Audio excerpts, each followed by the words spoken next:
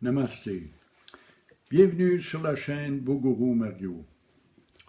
Encore une fois aujourd'hui, j'espère amener un sujet qui va vous porter à réflexion, qui va vous amener à penser un petit peu à votre genre de vie, aux choix que vous faites, aux gestes que vous posez, aux pensées que vous entretenez. Et pour débuter la vidéo, nous allons commencer avec une question fort simple. Quel est ton Dieu?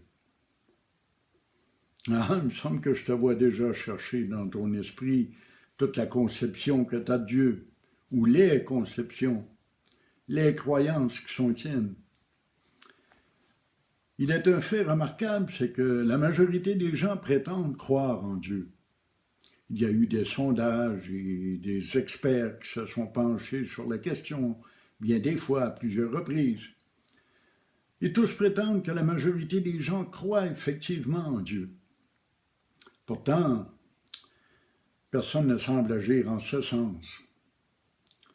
Il n'y a guère preuve d'une grande foi chez la majorité des gens, dans les actes qu'ils posent, dans ce qu'ils accomplissent, dans ce qu'ils désirent. Ça prouve de toute façon que la croyance n'a pas beaucoup d'importance. On a beau croire en Dieu, même du plus profond de notre cœur, avec une foi très sincère, ça ne change rien. On n'est pas plus réalisé, on n'est pas plus sauvé, on n'est pas plus libéré de la souffrance et de l'ego. La croyance, ça n'apporte pas grand-chose. Comme je dis souvent, même si je crois que je suis capable de voler avec mes deux bras, si je me jette du haut d'un édifice, je vais probablement me casser le cou. Peu importe que ma croyance soit très profonde, elle ne me sauvera pas. Et c'est ainsi dans le domaine spirituel. Certes, il faut croire. Mais croire, ce n'est pas suffisant. Croire, ça ne nous sauve pas. Ça ne nous libère pas. On pourrait dire que Dieu actuel sur notre planète, et ça sans se tromper, c'est l'argent. L'argent puis des colonnes de chiffres. Des colonnes de chiffres qui, dans le fond, ne veulent rien dire. Ce ne sont que des nombres. Et un nombre, c'est comme un mot. Or, le mot n'est pas la chose. Même si je dis le mot « chaise », dans ton esprit apparaît une chaise, certes, mais il n'apparaît pas de chaise dans la pièce. La chaise n'est pas une chaise, la chaise est un ensemble de pièces. Une table en bois, en fait, ce n'est pas une table en bois, c'est du bois en table. C'est du bois qu'on a transformé en table. Mais nous, on donne des noms, on donne des mots à toutes, on nomme toutes. Tous les animaux, toutes les espèces, toutes les choses, tous les gens. C'est ainsi qu'on donne des images, des conceptions. C'est comme ça qu'on se développe mentalement. C'est là le problème. Je dis que de nos jours, le Dieu, c'est l'argent. Tout le monde veut de l'argent.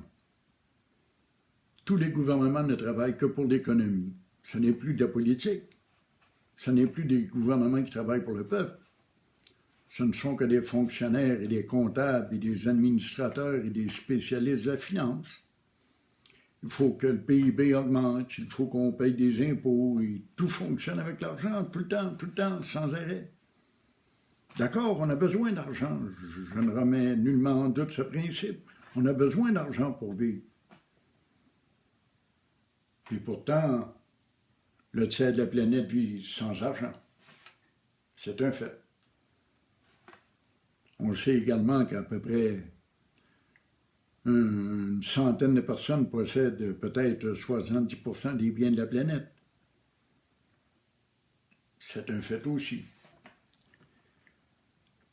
Quand on y regarde, il faut combien d'heures par jour, combien de travail, combien de sueur, combien d'efforts qu'on met par jour pour gagner notre vie. Des heures et des heures de travail pénibles ou ennuyants ou éreintants. On fait tout ça pour l'argent, toujours pour l'argent. Puis même si on pense qu'on n'est pas matérialiste, on l'est tous dans un sens. On vit dans une société où on n'a pas le choix de consommer. Il y a toujours quelque chose qui s'offre devant nous. On a toujours un désir quelque part au fond de l'esprit. On veut toujours quelque chose de plus.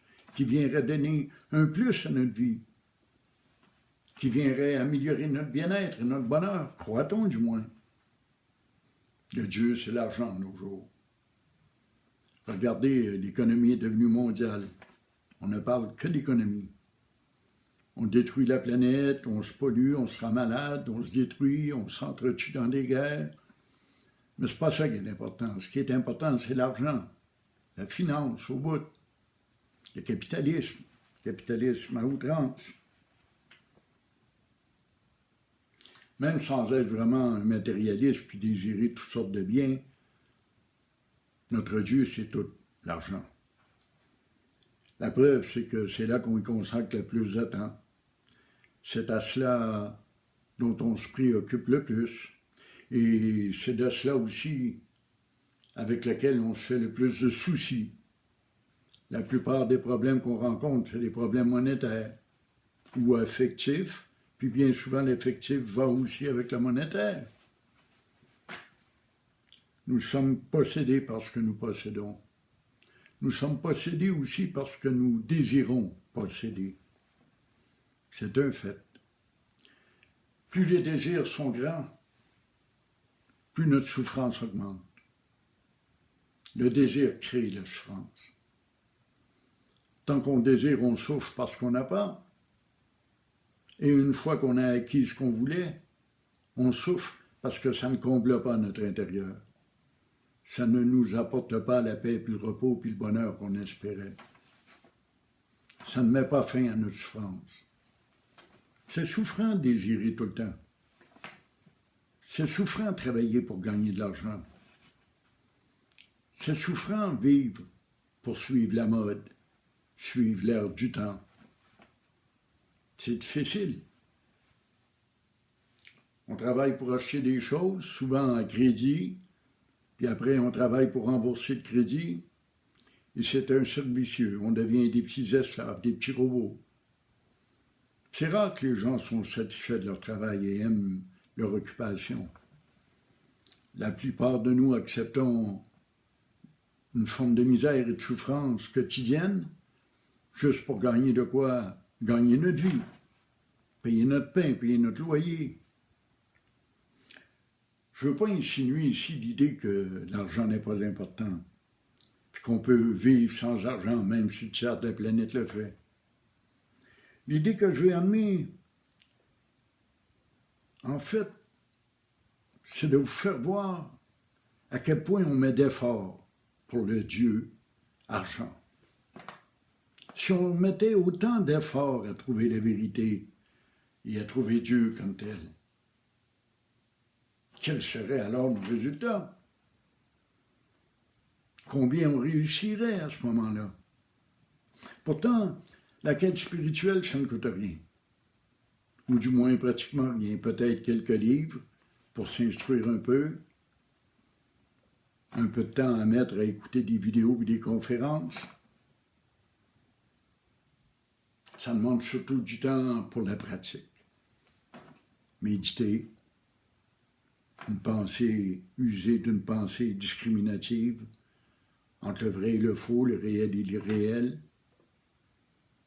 La spiritualité, c'est le but de la vie. On a beau apporter n'importe quel autre but, le plus ultime, le plus haut des buts qu'on puisse atteindre, c'est bien de trouver Dieu. On peut gagner tout l'argent du monde, être le plus populaire du monde, avoir tous les pouvoirs du monde. À quoi cela servirait-il? Jamais, jamais, jamais ce trou ici profond sera rempli avec des objets ou des gens ou des événements extérieurs. C'est impossible. La nature n'est pas faite ainsi. C'est comme de demander à l'homme de vivre comme un poisson dans l'eau. C'est quelque chose d'impossible pour un homme. On peut plonger avec des tanks, des accessoires et tout, mais tôt ou tard, il faut sortir. Nous ne sommes pas des poissons. Nous ne sommes pas des oiseaux. Nous ne sommes pas des vaisseaux spéciaux. Nous ne sommes pas des robots.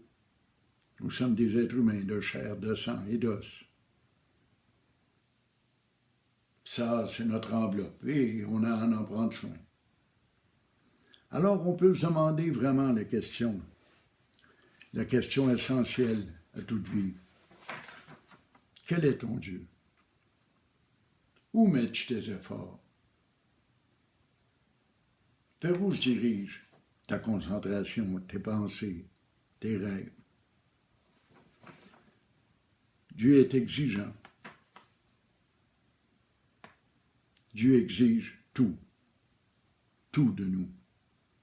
Et surtout ce qu'il y a de plus précieux en nous, c'est-à-dire l'image qu'on a de nous-mêmes, notre ego, notre personnalité, notre individualité, notre identité.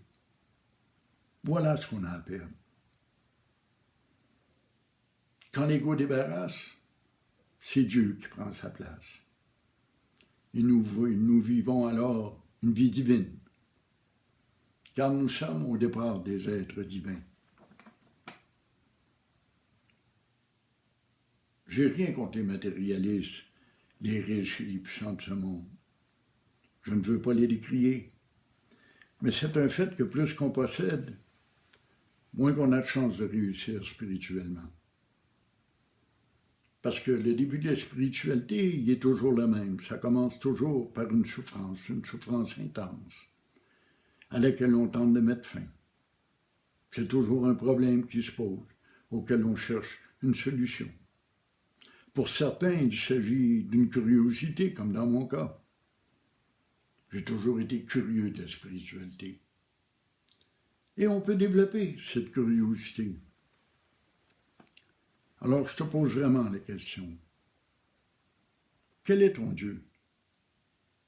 Vers qui se tournent tes efforts et tes pensées et tes aspirations les plus profondes? On n'a seulement qu'à se poser la question. On n'est pas obligé de quitter son emploi pour cheminer spirituellement. On n'est pas obligé de quitter sa famille et d'aller s'isoler dans une caverne, dans une montagne quelque part, dans un pays étranger. On n'a qu'à s'intérioriser, qu'à aller voir en dedans. On n'a qu'à mettre Dieu à la première place. La plupart des gens qui se croient spirituels font une petite prière le matin et parfois, exceptionnellement, une petite prière le soir.